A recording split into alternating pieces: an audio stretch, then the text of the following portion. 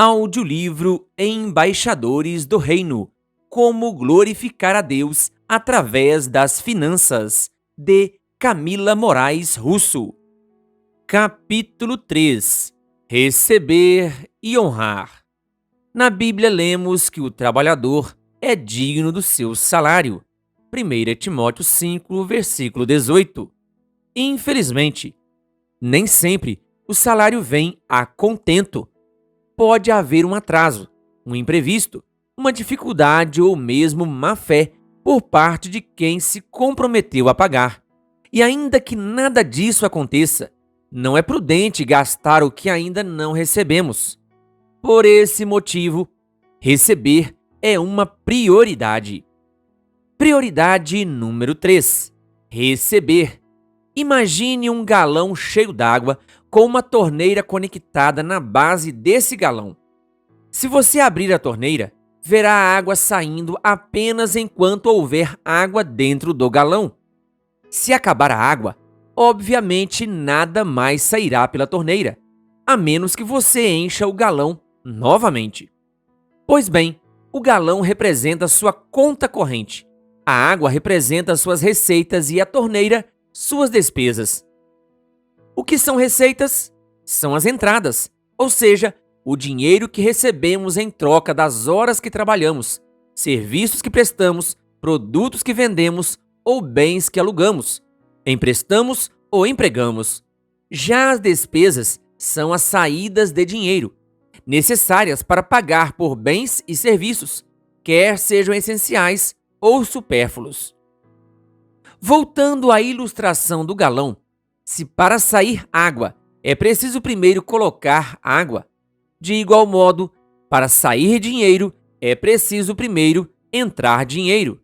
Quando o dinheiro não entra ou demora a entrar e ainda assim gastamos, significa que enchemos nosso galão com a água de alguém que nos emprestou. No campo das finanças, esse alguém geralmente é o banco, que nos oferece formatos rápidos e caros de crédito, tais como o cheque especial e o rotativo do cartão de crédito. Pode ser também um familiar, um agiota, um lojista ou mesmo um fornecedor a quem devemos. Sim, toda vez que temos uma conta a pagar, seja água, condomínio, mensalidade escolar, convênio médico, mercearia, psicólogo, não importa. Significa que alguém nos prestou um serviço ou nos vendeu um produto esperando receber dinheiro em troca. Se não pagarmos, estaremos em dívida com esse fornecedor. Saiba que existe um modo muito mais comum de gastar a água dos outros, praticada até por gente que não se considera endividada. Refiro-me ao financiamento. Se você for ao dicionário, verá que financiar significa sustentar os gastos de alguém ou prover o dinheiro necessário para que esse alguém possa adquirir algo. Pois bem, sempre que compramos e levamos para casa um produto pelo qual não pagamos de imediato, significa que o vendedor nos financiou, ou seja, permitiu tirarmos do seu estoque um ou mais itens que lhe custaram dinheiro, na confiança de que nós o pagaremos depois, a prazo e com juros. Vamos nos aprofundar no assunto das dívidas mais adiante. Por agora, quero que você compreenda o seguinte: sempre que gastamos o que ainda não recebemos, na prática, estamos usando o dinheiro de outro e não o nosso, salvo quando temos uma reserva.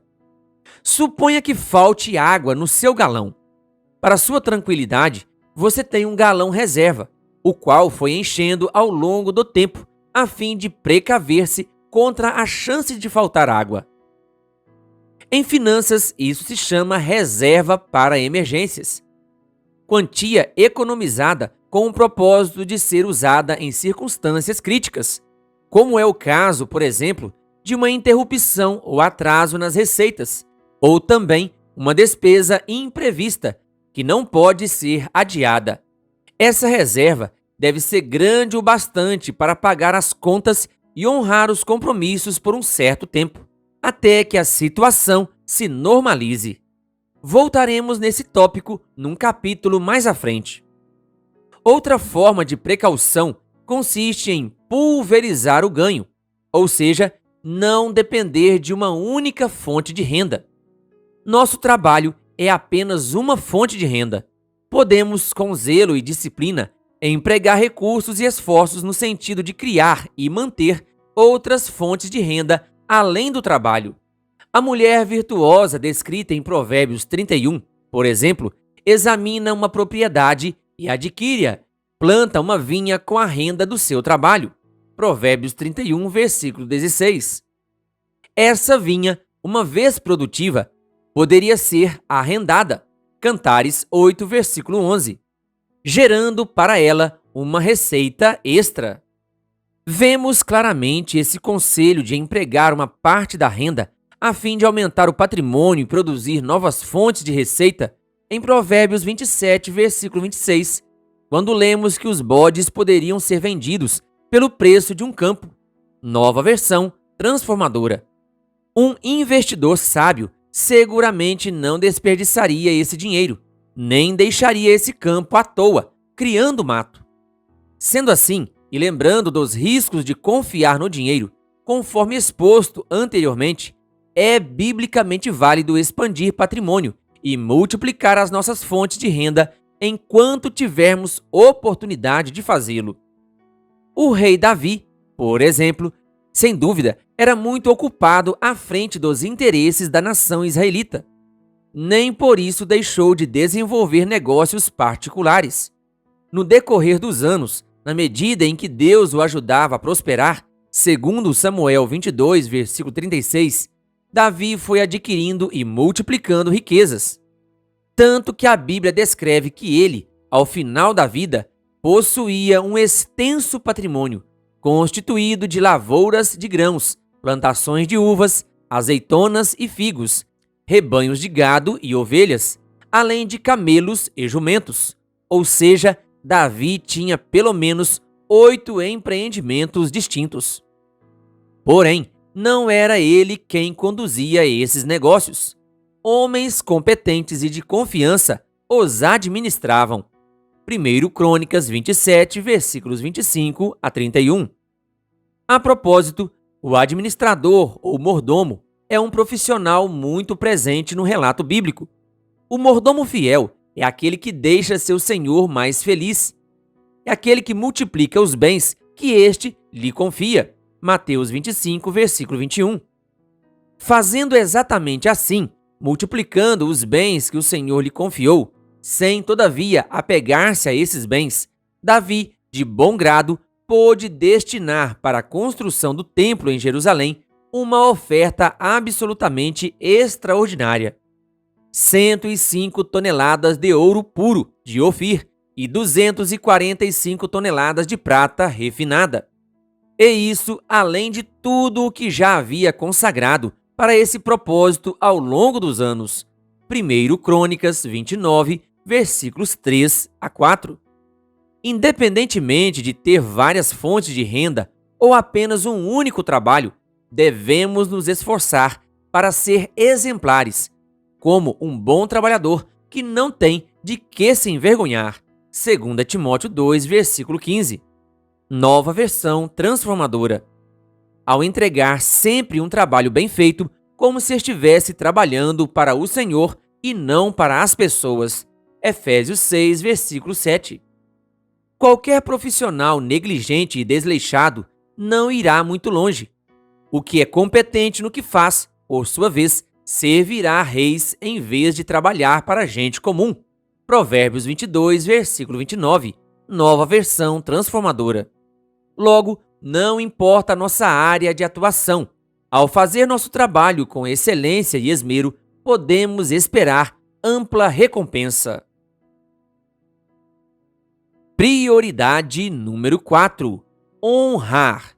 Na Bíblia lemos: honre ao Senhor com todos os seus recursos e com os primeiros frutos de todas as suas plantações. Provérbios 3, versículo 9. Nova versão internacional. Repare que a expressão primeiros frutos enfatiza uma ordem importante. Assim que recebemos, Não são as nossas necessidades pessoais que devem ser satisfeitas, nem os nossos interesses particulares, ou de quem quer que dependa de nós. Antes devemos honrar ao Senhor, entregando a parte que Ele nos pede de volta na forma de dízimos e ofertas. Agindo assim, reconhecemos que tudo vem do Senhor e não podemos fazer nada além de simplesmente devolver o que vem das mãos dele.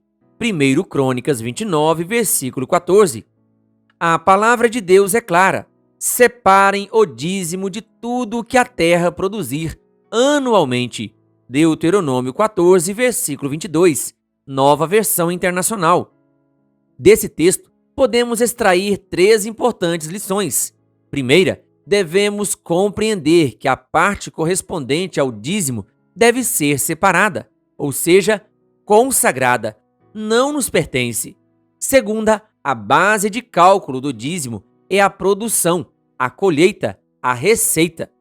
Isso significa que primeiro ganho, para depois dizimar. Ou seja, antes do dízimo vem a bênção, não o contrário. Terceira, o dízimo deve acompanhar a mesma periodicidade da receita. Se a receita for anual, o dízimo deve ser anual. Se a receita for mensal, o dízimo deve ser mensal. E assim por diante. Tudo o que for consagrado ao Senhor, seja dízimo ou oferta, deve ser trazido a Ele sem demora. Êxodo 22, versículo 29. No mais, cabe lembrar que o dízimo corresponde a 10%, a 10ª parte dos produtos da terra. Levítico 27, versículo 30, Nova Versão Transformadora. Já as ofertas são um percentual definido pelo adorador, na proporção em que possa dar, segundo a bênção que o Senhor, seu Deus, lhe houver concedido. Deuteronômio 16, versículo 17. Concedido sobre o quê? Sobre os cereais dos campos ou os frutos das árvores. Levítico 27, versículo 30. Nova Versão Transformadora. Note que essa diferenciação entre a produção dos campos e a produção das árvores não é mencionada por acaso. O cultivo de grãos segue um ciclo que exige dedicação do início ao fim. Aragem e preparação do solo, plantio, adubação, irrigação, controle de ervas daninhas e, depois de colhida, a planta não produzirá novamente, a menos que a sua semente seja replantada, iniciando-se assim um novo ciclo. Árvores frutíferas, por sua vez, exigem muito investimento no início, seguido de um longo período de crescimento e maturação, até que possam chegar ao seu estágio produtivo. Daí por diante, desde que recebem alguns cuidados básicos de manutenção e estejam sob condições climáticas favoráveis, produzirão por vários e vários anos, talvez décadas. Fazendo uma analogia com a realidade moderna, podemos dizer que os cereais dos campos correspondem à remuneração que obtemos do trabalho dedicado, do serviço prestado, do produto vendido. Encerrado um ciclo, geralmente um mês, para produzir novas receitas, será necessário sair novamente para plantar, ou seja, trabalhar, conquistar, produzir, vender, atingir metas. Se isso não for feito, a receita, entre parênteses, colheita futura, ficará prejudicada. Já os frutos das árvores correspondem à remuneração que obtemos dos investimentos que realizamos. Desde que bem fundamentados e dentro de condições de mercado favoráveis, esses investimentos produzirão por si próprios, sem intervenção de nossa parte. Aluguéis e dividendos são exemplos de frutos desse grupo.